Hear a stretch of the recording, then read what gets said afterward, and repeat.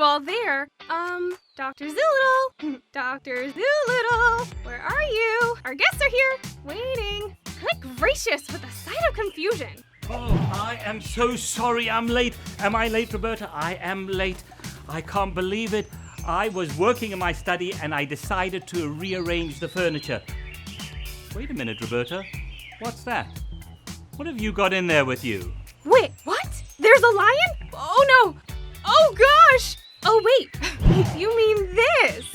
Yes, don't you just love it? I love my home decor. My wildlife care specialist Mike made it just for me with leaves. I just love it. Don't you? It certainly looks like abstract art, Roberta. I think it makes a lovely addition to your habitat. But wait, Roberta, don't say a thing. We haven't welcomed our guests. Hi, everyone. I'm Dr. Zoolittle from the world-famous San Diego Zoo. You've met Roberta. You won't believe the stories that we're going to tell you and the amazing animals we've met on our many adventures. I can't wait to share all my tales with you. So buckle up, because we're about to bring the zoo to you.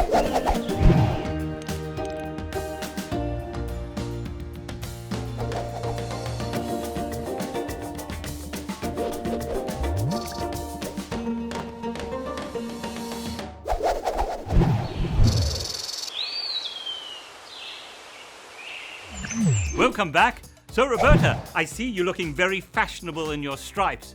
I hope one day you'll let me wear the stripes so I can look slim on camera as well. I'm great now that you're actually here.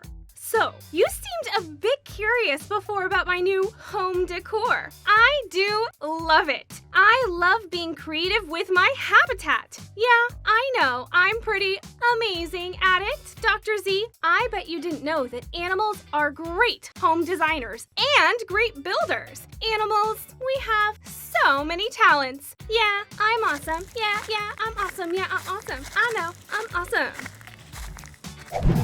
That makes me wonder, which other animals design and build their own homes? And how? I mean, it certainly takes a lot of talent, creativity, and patience. You know, I've got this great idea. My friend Olivia was telling me about some animals at Africa Rocks that design and build their own homes in their habitats. Let's check in with her.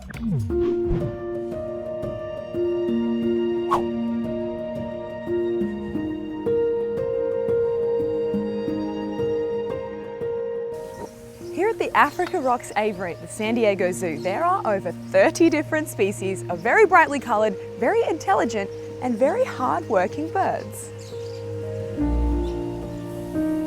Vertically designed to accommodate birds from the treetops right down to the ground level. And it's home to the splendid sunbird, the bee-eater and the black-headed weaver.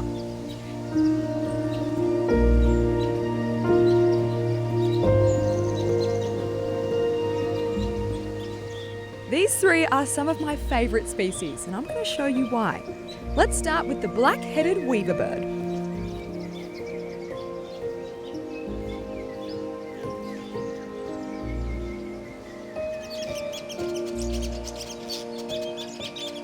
This male black-headed weaver bird is in the middle of a mating display dance.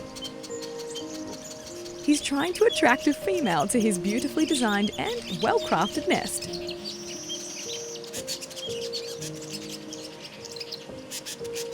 A potential suitor has arrived.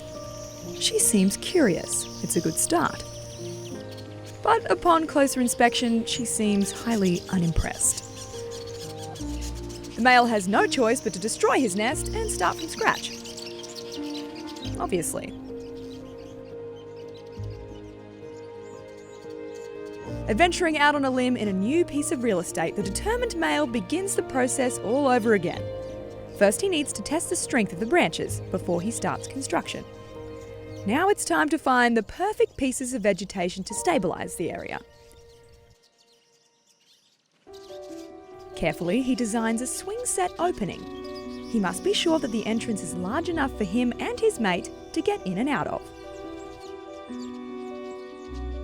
He will continue to build the frame weave by weave until he has crafted a strong and sturdy nest.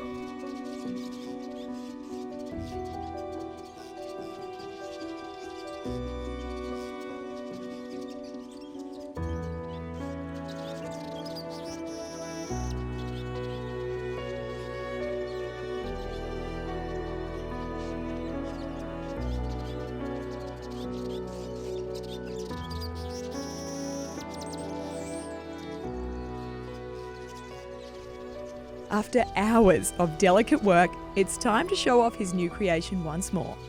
And this time, it's worked.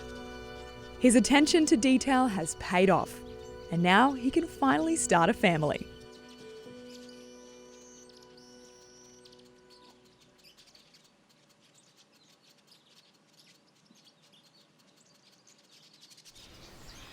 So the weavers aren't the only ones building nests in this exhibit. Take a look at the top of this yucca tree and see if you can spot a splendid hanging nest.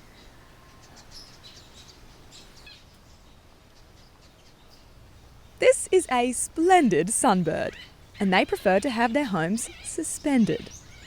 While it may look a little risky, there's a lot to be said for building a well-enclosed home like this. It camouflages well, it's a great place to sleep, it's protected from the weather, and it's an excellent way to keep your chicks safe. These nest builders seem to have it all figured out. Whoa! Stop the film! Stop the film immediately! That was incredible! Did you notice how two birds in the same habitat built two different nests using different strategies? That was incredible! Did you notice how patient both birds were, working so carefully with such precise attention to detail? They need to come help me in my office. And did you notice how that first bird had to start all over again with its first nest? I mean, that's happened to me. I suppose that's happened to you when you're working on a project and all of a sudden you have to start all over again. And it's so frustrating, but that hard work really pays off. I wonder, are there any other animals who design and build their own homes in different habitats? Roberta, do you know of any other animals that build habitats anywhere in the world? I do know a few other creative builders in the animal kingdom. Dr. Z, let's play a little game to see if you and our friends watching can figure out which animal architects created these amazing structures in their habitats. This animal home is found on the dry, open plains of southern Africa. It's located below the ground, where the temperature is much cooler. Look closely. It's a series of tunnels. There's even several different chambers or rooms, including a bathroom chamber. Ah, yes! This home belongs to the meerkat. A group of meerkats is called a mob, and they will work together to dig their tunnels. Okay, on to our next animal creation. Oh, look, it's a ball. And guess what? It's made of poop. These balls can be twice the size of the animals who create them. And hold on, because it gets even stranger. If you were to look inside this ball of poop, you'd find eggs. There you have it. These perfect dung balls were created by a true recycling champion, the dung beetle. The balls act as a nest to hold their eggs as they push them from one place to another. I like to think of it as a poop stroller. This last animal builder lives in the grasslands and deserts of North and South America. Its home might seem similar to our meerkat tunnels because it's made of soil, but take a look. This animal has also added grass and feathers to its burrow. I think this animal has an eye for design. It's the burrowing owl. This clever bird will usually find another animal's burrow, then use its beak and feet to make it bigger. Home, sweet home. Well, how did you do on the guessing game? I had so much fun seeing all the different animals putting their homes together in their habitat. Have you seen those structures before? I have to admit there was one animal that I thought should be on Roberta's list. Let's see if you can guess which animal I am thinking of. This animal builds next to water. This animal uses its teeth as tools. This animal comes from right here in North America. Any guesses? If you said beaver, you are absolutely correct. Good job. I want to learn so much more about the beavers and about their animal building skills. And I know just the person who's going to help us out. Jeff, the nature guy from ZooMontana. He is going to introduce us to one of the cutest beavers on the planet, baby Shiloh. And he's going to show us how beavers, when they build their homes, they just don't help themselves, but their neighbors as well. Let's go. Hey guys, Jeff the Nature Guy here at ZooMontana. I want to introduce you to baby Shiloh. I know, she doesn't look like a baby right now, but look at her just a year ago, and get this, she's a miracle baby. She wasn't even supposed to be born, but she was. But she was born really sick. But amazingly, the veterinarians did an unbelievable job, and so did the zookeepers here at the zoo to raise her, and now she's a big, giant, healthy beaver.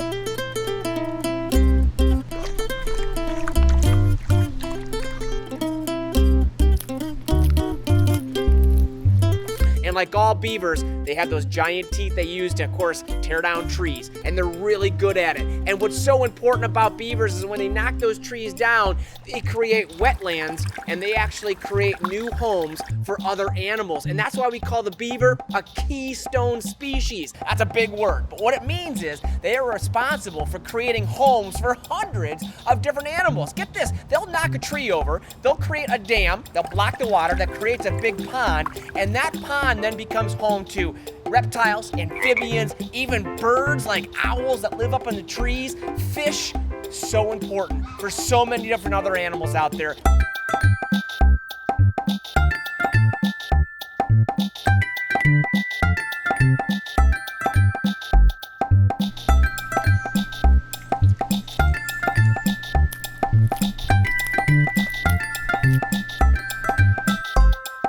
So beavers, yeah, they can be destructive, but they are so much more important.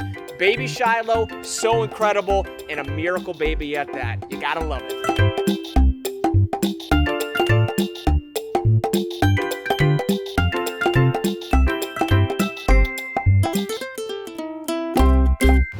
Wasn't baby Shiloh the cutest thing you ever saw? And I have to admit, seeing her eating all those treats got a real hunger in my belly. I have snacks all around me, all the time in my habitat. You're on your own, Dr. Z, with snacks. I have to admit, Roberta, I don't think your snacks look appetizing at all. In fact, they look rather gross to me. You know, Roberta, I have got an identical twin brother, Chef Zoolittle, and he's on standby to make one of my family's favorite treats. It's called a riparian treat, a beaver dam, and he's going to whip that up for you. It's easy to make and delicious to eat. Here he is, Chef Zoolittle.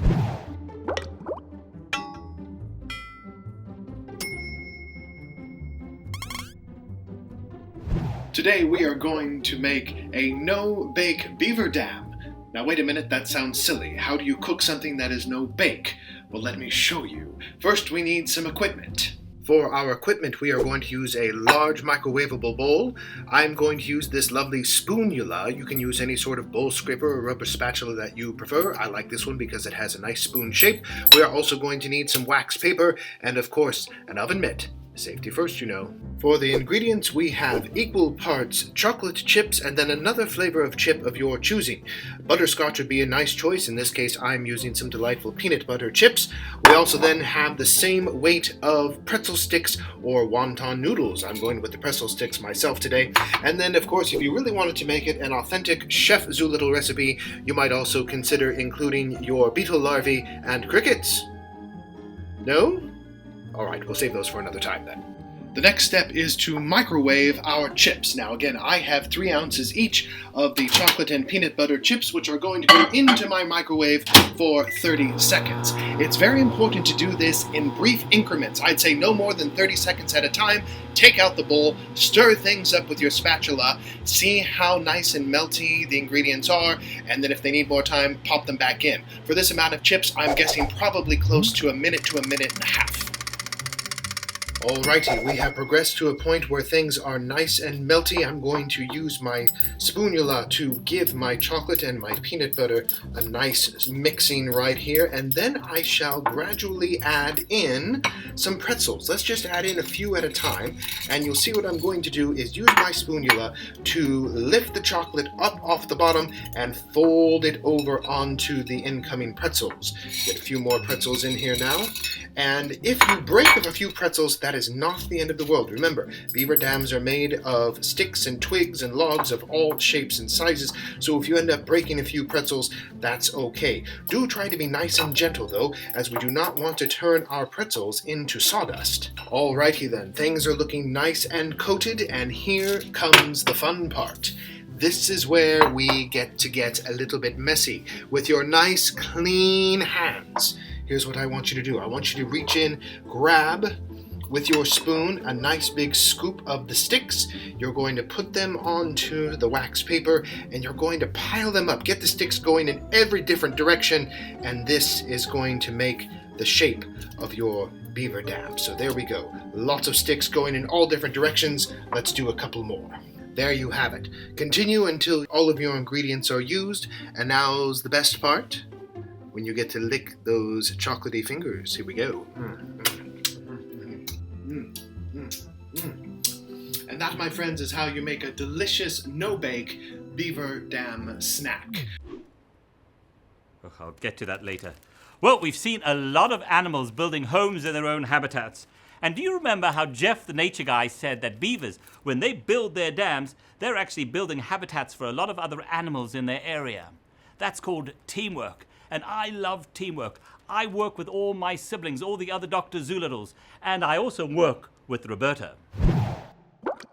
Okay, friends, I'm talking to you. Yes, you. Tell me about teamwork you do at home. You know, like chores or things you do to be helpful. Ah, yes. I'm hearing some good ones. Oh, cleaning your room. Nice. Doing the dishes. Oh, helping fold the laundry. Yes, a sock sorter. A very important job.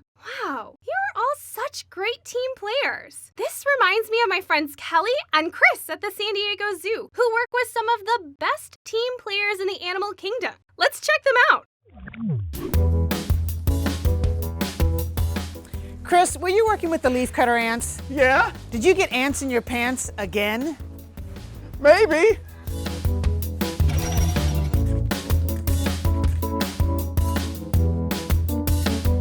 You may not have ants in your pants, but if you live in certain parts of the world, you may have leafcutter ants in your backyard. If you see large brown ants walking along a straight line with little chunks of leaves on their head, you've found your ants. Leafcutter ant colonies live in Central and South America and can also be found in parts of the southern United States. Now, a lot of people think that all ants are really, really small, but leafcutter ant workers can be over ½ an inch long, and the queens can be even larger. These ants have the right bite for cutting leaves.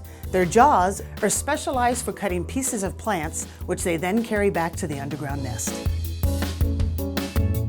Most people think that leafcutter ants actually eat the leaves that they cut, but they don't.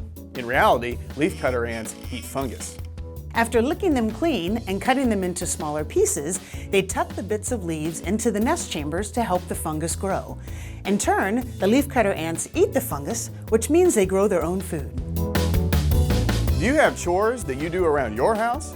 Well, in a leafcutter ant colony, almost every single ant is a worker. And they do chores around the colony based on their body size. The smaller ants, called minims, usually stay in the underground nest to help take care of the fungus, as well as take care of the eggs that the queen has laid. The larger worker ants, called majors, will help lift the heavy things as well as defend the colony. And if there's danger, how do you think they would warn one another? Do they yell, "Look out!" like you and I would do? No, that's not right. Ants use certain chemicals to communicate to each other to let them know where there's a really good food source to take back to the colony or where there's danger. So the next time you have chores to do it like an ant, bit by bit, and maybe even turn it into a team project. Leaves are my favorite. That actually reminds me. I have a perfect joke. What do you call a really, really big ant? A giant!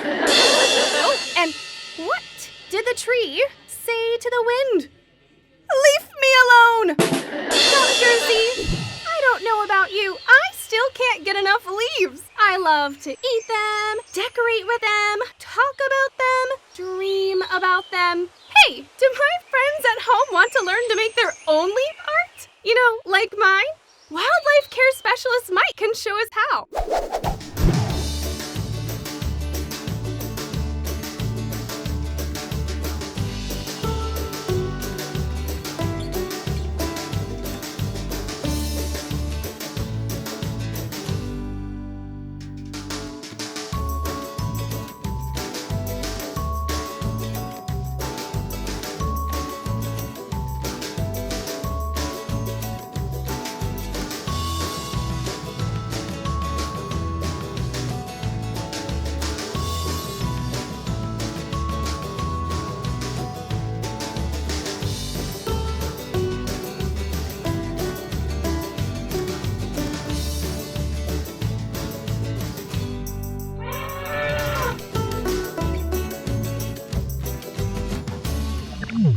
Wow, I had a spectacular time. I learned so much about animal builders and about the teamwork that they do to build their homes and their habitats. Just like we work in teams with our friends, our families, and our teammates, and even our classmates. Hey, have you ever been outside and seen some animal construction going on? Perhaps you see an ant carrying something from one place to the next, or you look up and you see a bird flying towards a nest. I mean, that is incredible. Stay curious, my friends. Stay curious and keep asking all those questions. In fact, if you've got any questions, jokes, stories, poems, email them to us. Get an adult to help you out at Z for Zoolittle and Zebra, mail at sandiegozoo.org. And if we use your question, your poem, your story, your joke on the air, we'll mention your name as well. Until you join us again when we visit with some more amazing animals and their habitats. See you soon.